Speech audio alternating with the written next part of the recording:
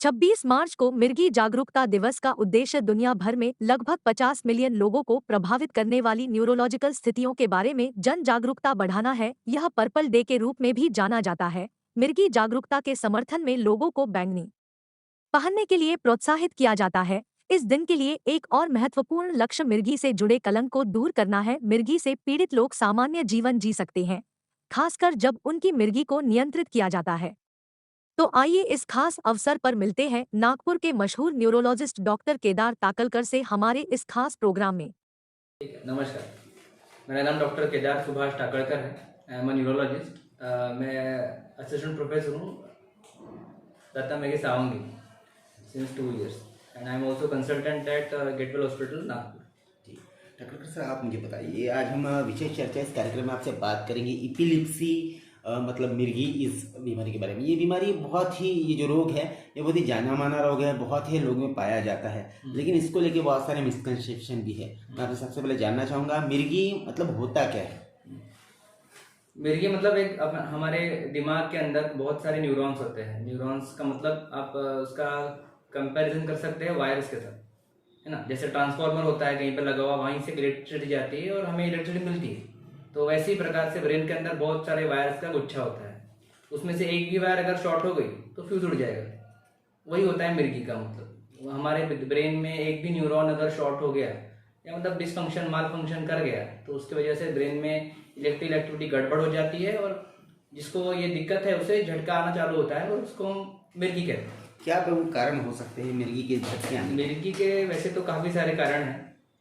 सबसे ज़्यादा डर लोगों में यह रहता है कि ये अनुवांशिक तो नहीं है, मुझे है तो मेरी बच्ची को तो नहीं होगा, मेरे भाई बहनों को तो नहीं होगा।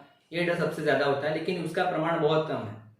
100 में से हार्डली 5 से 6% ही लोगों में अनुवांशिकता रहती है मिर्गी की। इसके अलावा बहुत सारे कारण हैं, जैसे ब्रेन में लकवा मार जाना, दिमागी इन्फेक्शन, कोई भी तरीके की इंजुरी, दिमाग में चोट लग गई, बेहोश हो गए, दिमाग के अंदर ब्लीडिंग हो गया, उसके कारण भी मिर्गी के आने की संभावना हमेशा रहती है। जी, ये पर्टिकुलर किसी एज कैटेगरीज में होता है, किसी को भी हो सकता है? वैसे तो ये किसी को भी हो सकता है। जैसे मैंने कारण बताए, ये कारण तो किसी को भी कभी भी हो सकते हैं। तो जनरली छोटे बच्चों में शुरुआत में कॉमनली मिलती है। उसके बाद मिडल एज जिसे हम कहते हैं, एडल्टहुड में ज़्यादा है और बुढ़ापे में कम रहती है। वहाँ पे जब भी लकवा वगैरह मार जाए तभी ही मिर्गी का दौरा पड़ता है। मिर्गी इसको प्रमुख कुछ प्रकारों में गिन सकते हैं क्या? जैसे मिर्गी के काफ़ी प्रकार हैं जो हम कॉमनली देखते हैं। जैसे उसमें दोनों हाथ पर रगड़ के आदमी पूरा कांपता है, मुंह से झाग निकलने लगता है और बेहोश हो जाता है आदमी। ये सबसे कॉमन मिर्गी है, दिखने में बहुत कॉमनली मिलती है, सब इसको जानते हैं, है ना, और ये डरावनी लगती है। लेकिन इसके अलावा भी बहुत सारे मिर्गी के प्रकार होते हैं। जैसे बच्चों में सिर्फ बच्चे एक जगह घूरते रहते हैं, बहुत समय तक घूरते रहना, कोई आवाज़ दे रहा है उसका ध्यान ना जाना। इसके अलावा एक ही हाथ, एक ही पैर या सिर्फ चेहरे पे ही फ्लिकरिंग या ऐसे मूवमेंट होते रहना, है ना, ये भी मिर्गी का एक प्रकार ही है। इसके अलावा कभी कभी कुछ समय के लिए बर्ताव का बदल जाना, 2-4 मिनट के लिए अजीब बातें करना और फिर नॉर्मल हो जाना, ये भी एक मिर्गी का प्रकार है। इस तरीके के काफ़ी सारे मिर्गी के प्रकार होते हैं। अगर किसी में भी एबनॉर्मलिटी आपको समझ में आती है तो आप अपने न्यूरोलॉजिस्ट को दिखा सकते हैं जो ये डायग्नोज कर पाएंगे। जी, अगर हम उपचार पद्धति के बारे में बात अगर करें तो कौन कौन सी उपचार पद्धति मिर्गी के लिए उपलब्ध है? मिर्गी के लिए तो अभी बहुत सारी दवाइयाँ उपलब्ध है। पहले पूरा 20-25 साल पहले काफ़ी कम दवाइयाँ थी हमारे पास। अभी तो हमारे पास 10 प्रकार की अलग अलग दवाइयाँ हैं जिससे हम मिर्गी कंट्रोल में ला सकते हैं। और बहुत अच्छी दवाई है जिसके साइड इफेक्ट भी आजकल बहुत कम हो चुके हैं। इसलिए मिर्गी कंट्रोल करना भी बहुत बड़ी बात नहीं रही है। फिर भी किसी किसी को दिक्कतें ज़्यादा होती है, उसमें हमें 2 से 3 या 4 भी दवाई यूज़ करनी पड़ती है, लेकिन ये बहुत कम लोगों में होता है। हार्डली 1-8% मिर्गी के मरीजों में ये हो सकता है। सर, क्या मिर्गी पूर्णतः खत्म हो सकता है? देखिए, वो उसका जवाब तो हाँ भी है ना भी है ना। मतलब किसी किसी मरीजों में 2-3 साल दवा खाओ, मिर्गी पूरी तरह से कंट्रोल में आ गई, उसके बाद होती नहीं। किन्हीं मरीजों में जिंदगी भर दवा देनी पड़ती है। तो ये हर मरीज के कारण पे निर्भर करता है कि वही दवा कितने साल तक या कितने महीनों तक खानी पड़ेगी। तो तकरीबन 2 से 3 साल दवा वैसे ही खानी ही पड़ती है मिर्गी के मरीजों को। उसके ऊपर हर मरीज का अलग अलग डिपेंड करता है उसकी कारण पे, मिर्गी के कारण। ये तो हो गए उपचार की बात है। अब जो लोगों के घरेलू उपचार है, मिसकंसेप्शन, उसके बारे में बात करेंगे। बहुत सारे लोगों की मिसकंसेप्शन है कि अगर मिर्गी होती है तो लकड़ी सूंघाए, बदबूदार मोजे सूंघाया जाए या फिर उसको लोहा सूंघाया जाए। और कभी कभी मिर्गी के दौरे आते तो लोग ऐसा रिएक्ट करते कि उनके अंदर भगवान आ गए हैं और उनको बाबा के पास ले जाया जाता है। तो ये सारी चीज़ें किस हद तक ठीक लगती है? हाँ, ये तो बहुत गलत है, मतलब बहुत सारी मिसकंसेप्शन है और ऊपर से मिर्गी के बारे में बहुत सारी धारणाएं लोगों में है ना। जिसको मिर्गी आती है उसको वो मतलब नॉर्मल आदमी नहीं मानते है ना, इसका कभी भी कुछ भी हो जाएगा ये समझते हैं। ये सब चीज़ें ठीक नहीं होती, मतलब लड़कियों की शादी नहीं होती मिर्गी के कारण है ना, ये सब गलत बातें हैं। दवा के साथ मिर्गी अच्छे से कंट्रोल में रहती है जी। इसके अलावा जो भी है, जब भी मिर्गी आती है तो हमें जो बहुत बार दांत ऐसे एकदम चिपक जाते हैं है ना, क्लिंच हो जाते हैं, उस समय बहुत लोग जबरदस्ती मुंह खोलने की कोशिश करते हैं जो नहीं करना चाहिए। इस कारण से क्या जबड़ा टूट जाता है, किसी के दांत टूट जाते हैं।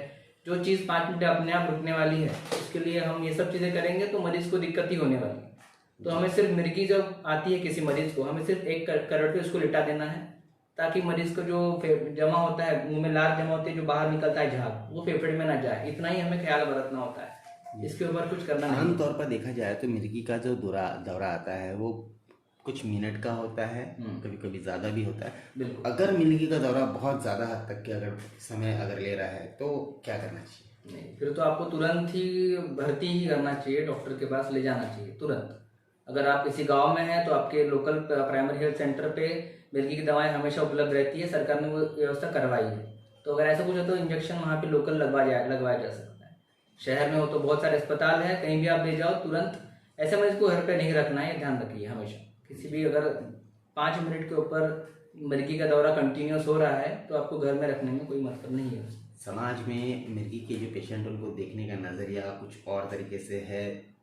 एक मिर्गी के पेशेंट की वजह से पूरा परिवार सर्वाइव करता है ना। तो ऐसे जो लोग हैं जो सर्वाइव कर रहे हैं और ऐसे जो लोग हैं जो ऐसे पेशेंट को यानी कि मजाक के तौर पे लेते हैं या अलग इस पे लेते हैं, तो ऐसे लोगों को जो देश दुनिया की जनता आपको जो देख रही है उनको क्या एक मैसेज आप देना चाहिए? देखिए, मिर्गी एक बीमारी है ना, जिसको बीमारी का इलाज है। ऐसा नहीं है कि जिसको मिर्गी हुई है वो कोई अलग टाइप का आदमी है, ऐसा कुछ नहीं होता है। मिर्गी की बीमारी वेल कंट्रोलेबल है, दवाओं के साथ अच्छी कंट्रोल रहती है। वो मिर्गी वाला आदमी अपनी लाइफ नॉर्मली जी सकता है आराम से। इसको अलग रखना या इसके साथ दुर्व्यवहार करना ये एकदम से पूरी तरह से गलत बात है। जैसे अभी हमारे बड़े क्रिकेटर है जॉन्टी रोड्स, जिसको पहचानते होंगे, वो मिर्गी के मरीज है, फिर भी वो पूरा अपना खेल अच्छे से कर चुके हैं। इंटरनेशनल लेवल पे बहुत अच्छे खेल चुके हैं, वर्ल्ड कप जीतने तक जा चुके हैं और इतने बड़े प्लेयर हैं। तो उनकी लाइफ पे कुछ फर्क नहीं पड़ा मिर्गी की वजह से भी, तो किसी और की लाइफ पे फर्क नहीं पड़ना चाहिए। और मिर्गी की वजह से किसी से डिस्क्रिमिनेशन, अलग व्यवहार करना ये सरासर गलत बात है, क्योंकि मिर्गी एक कंट्रोल बीमारी है और वो बीमारी है आखिर में, कोई ऐसा किसी का श्राप नहीं है। जी सर, अगर मिर्गी से संबंधित या मस्तिष्क विकार रिलेटेड किसी भी संदर्भ में अगर किसी से आपको या किसी को आपसे परामर्श लेना है या आपसे संपर्क करना है तो किस तरह आपसे जुड़ सकते हैं? हाँ, देखिए, जैसे मैंने कहा, मैं असिस्टेंट प्रोफेसर हूँ दत्ता मेघे सावंगी में, वर्धा में मैं रहता हूँ। मेरा कंसल्टेंसी है वहाँ पर। और इसके अलावा मैं गेटवेल हॉस्पिटल धंतोली में इवनिंग में रहता हूँ। शाम के समय मेरी ओपीडी रहती है 6 के बाद, तो वहाँ पे मिला जा सकता है। या अपोलो क्लिनिक जो है इमामवाड़ा पुलिस स्टेशन के आगे, वहाँ भी नंबर पे संपर्क कर सकते हैं जो, या फिर आप नीचे दिए गए नंबर पे संपर्क कर सकते हैं, या फिर आप नीचे दिए गए नंबर पे भी जरूर संपर्क कर सकते हैं मिर्गी के द्वारा या कोई भी न्यूरोलॉजिकल प्रॉब्लम्स के लिए। धन्यवाद। धन्यवाद।